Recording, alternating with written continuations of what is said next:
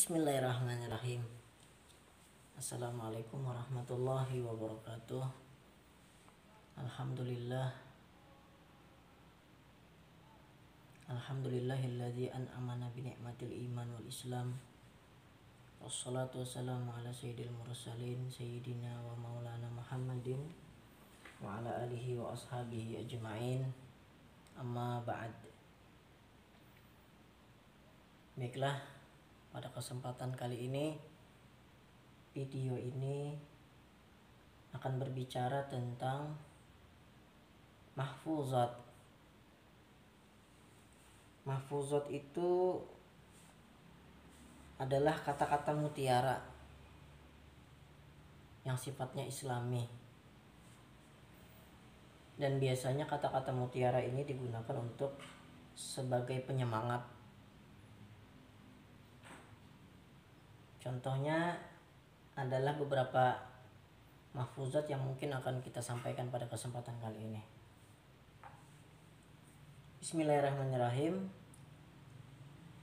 Yang pertama, mahfuzatnya berbunyi man jadda wajada.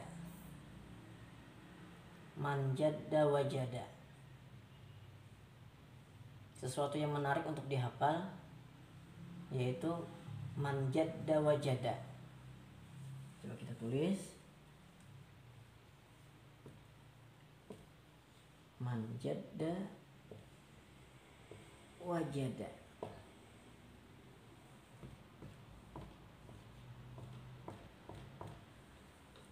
Artinya barang siapa yang bersungguh-sungguh maka mendapatlah ia. Bersungguh-sungguh dalam hal apapun. Dalam berbuat kita harus serius sehingga apa yang ditargetkan itu dapat tercapai.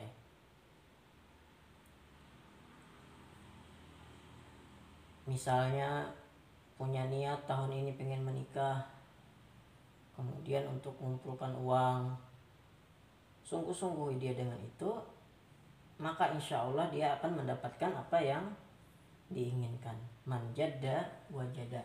Barang siapa yang bersungguh-sungguh maka mendapatlah ia. Sebagai contoh, ini pertengahan bulan ini bilang musim kawinan aja orang. Banyak yang mengadakan pengantinan. Jadi di zaman dulu pernah terjadi kejadian nyata. Ini bukan dongeng. Ada seorang rakyat yang ya ekonominya di bawah standar lah, rakyat biasa. Ternyata ingin meminang anak raja. Ya secara akal kita, secara logika kita ini tidak masuk akal orang ini berani-beraninya ingin melamar anak raja. Baik, kita artikan dulu ya. Man jadda wajada artinya barang siapa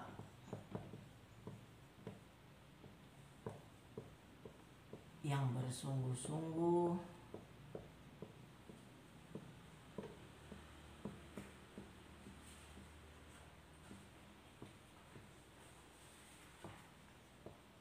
maka mendapatlah ia.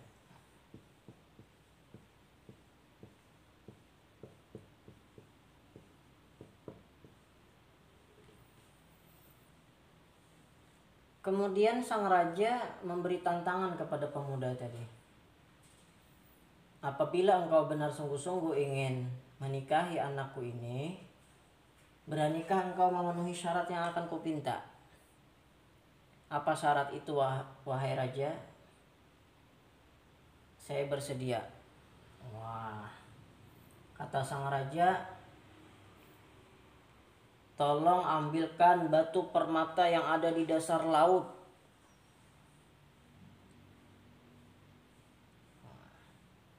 Karena keinginan yang kuat untuk menikahi, maka keinginannya disanggupi. Akhirnya pemuda tadi pergilah ke sungai, ke lautan, sambil membawa gayung ember ke laut tadi. Kemudian mulailah untuk mengeringkan lautan. Jadi rencananya pemuda tadi mau mengeringkan lautan. Ini di luar nalar manusia ini nih. Mau mengeringkan air di lautan katanya supaya bisa mengambil permata yang ada di dasar laut. Masya Allah, beberapa hari dikerjakan. Ya namanya air laut tidak akan semudah itu kering. Ambil ke lautan, buang ke darat. Ambil ke laut, buang ke darat. Berhari-hari.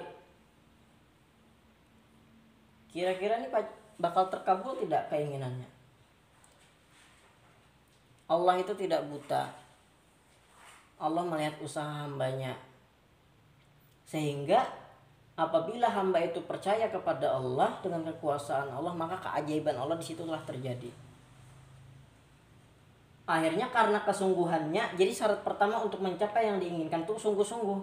Barang siapa yang bersungguh-sungguh maka mendapatlah ia. Karena Allah melihat setelah berhari-hari masih aja hamba ini ngambil air di lautan, tentulah tidak akan kering. Dengan rahmat dan kasih sayang Allah, akhirnya Allah perintahkan kepada jin yang ada di dasar laut untuk mengambilkan ke pemuda tadi batu permata yang ada di dasar laut. Akhirnya namanya perintah Allah, siapa yang berani menentang? Akhirnya jin tadi bersedia, akhirnya diantarlah kepada pemuda tadi. Dapatlah dia permata tadi. Setelah dapat, diserahkan kepada paduka raja, akhirnya dinikahkan dengan putrinya. Masya Allah. Man jada wajada. Barang siapa yang bersungguh-sungguh maka mendapatlah dia. Mudah-mudahan kita termasuk orang yang seperti ini. Sungguh-sungguh dalam profesi apapun. Jadi pedagang ikan mungkin yang sungguh-sungguh. Jadi seorang guru yang sungguh-sungguh. Menjadi orang yang bekerja di kantor sungguh-sungguh.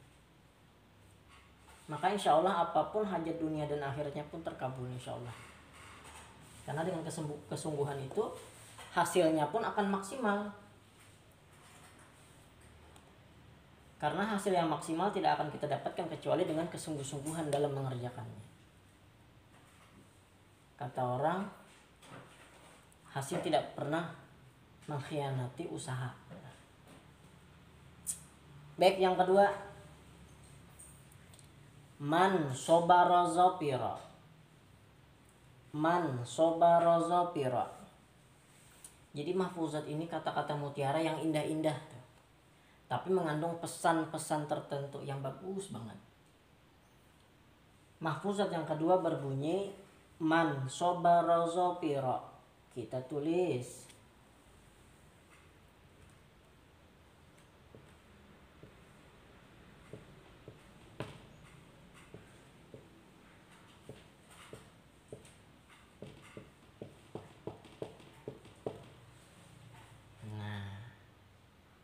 Barang siapa yang bersabar maka menanglah dia. Artinya nih, barang siapa yang bersabar maka menanglah dia. Sabar di sini bukan berarti tidak berusaha. Karena dalam Islam tidak mengajarkan orang itu sabar tapi tidak berusaha. Tapi yang benar itu adalah sabar dan tawakal. Di dalam tawakal itu ada namanya ikhtiar, berusaha. Misalnya orang ini kelaparan. Aku sabar aja nah. Itu bukan sabar yang dimaksud. Bekurung di kamar mati tuh. Sabar aja aku. Sabar menahan makan pas kada mau berusaha. Mati. Jadi sabar yang diiringi dengan tawakal kepada Allah. Maksudnya berusaha. Sehingga kata Rasulullah SAW, orang yang mencari kayu bakar di hutan itu lebih Allah cintai daripada orang yang minta-minta. Maksudnya berusaha untuk mengubah keadaan. Ya. berusaha untuk mengubah keadaan. Jadi orang yang mencari kayu bakar di hutan, dijual di pasar, duitnya bisa untuk makan, itu lebih Allah cintai daripada orang yang minta-minta. Al-yadul ulya khairum min yadus sufla. Tangan yang di atas itu lebih baik daripada tangan yang di bawah. Jadi kita sebagai orang muslim ini seharusnya jangan suka minta-minta. Berusaha dulu. Nanti Allah akan memberikan ganjaran yang terbaik atas usaha kita. Jadi kalau bisa dihindari sifat yang suka minta-minta itu. Karena nanti di padang mahsyar itu katanya ada orang yang dibangkitkan dalam keadaan meraba-raba. Jalan itu meraba-raba nih. Ketika ditanya siapa itu ya Rasul, itu adalah orang yang suka minta-minta selama hidup di dunia. Baik, kita tulis dulu artinya ya. Barang siapa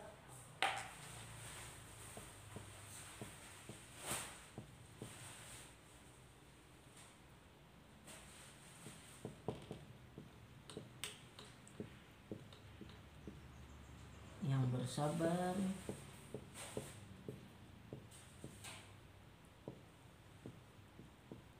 maka berhasillah dia.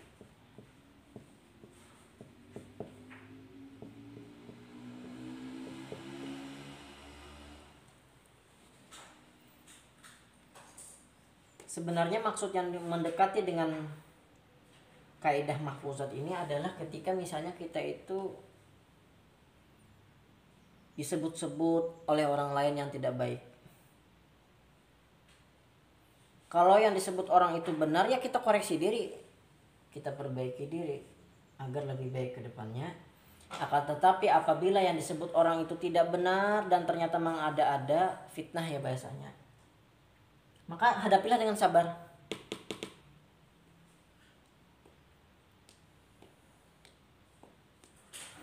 Tapi sabar itu bukan berarti mau diinjak-injak orang. Karena begini, konsepnya orang yang suka menyebut-nyebut kejelekan kita itu adalah orang yang iri sama kita sebenarnya.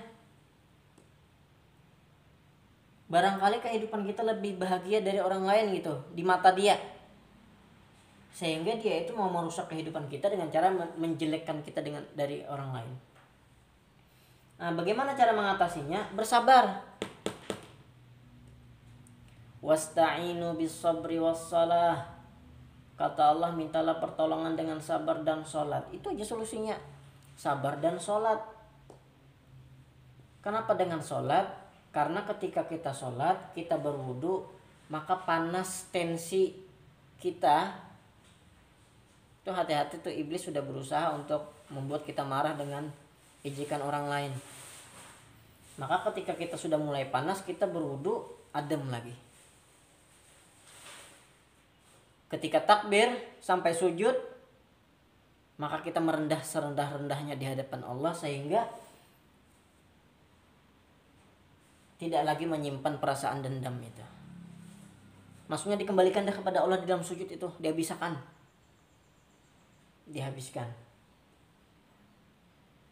Sehingga setelah salam, sholat, serasa senang lagi. Tidak risau lagi dengan ejekan orang. Nah, jadi ketika menghadapi yang seperti itu, bersabarlah. Dan kenapa Allah ciptakan tangan kita dua, telinga kita dua?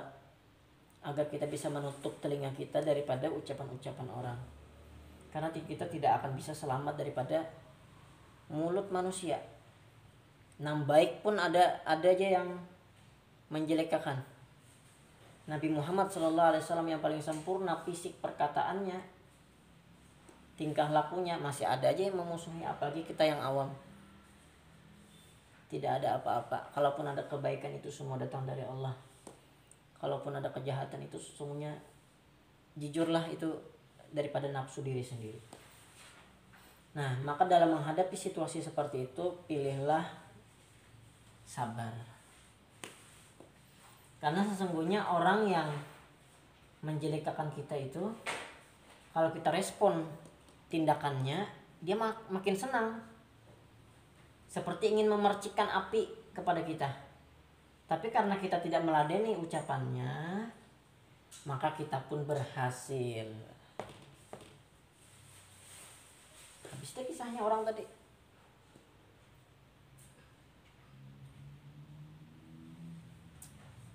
Barangkali hanya ini yang dapat kita sampaikan. Semoga sedikit banyaknya ada manfaat buat diri saya sendiri dan penonton pada umumnya. Sekali lagi mohon maaf. Kita ulang sekali lagi. Man jadda wajada. Barang siapa yang bersungguh-sungguh maka mendapatlah ia. Man sabara zafiro. Barang siapa yang bersabar maka berhasil. Ya. Terima kasih. Hadanallahu wa iyyakum ajmain. Wassalamualaikum warahmatullahi wabarakatuh.